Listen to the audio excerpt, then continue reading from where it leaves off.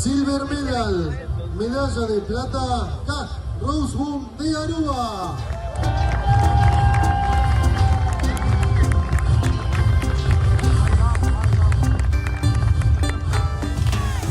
Man, it was amazing, but also very difficult. We did 3 races. First one I did very good. I won the race. Second one, also nice race, but could have been better. And yeah, I really enjoyed today. Got the medal, the silver medal. I'm really happy about it. So yeah.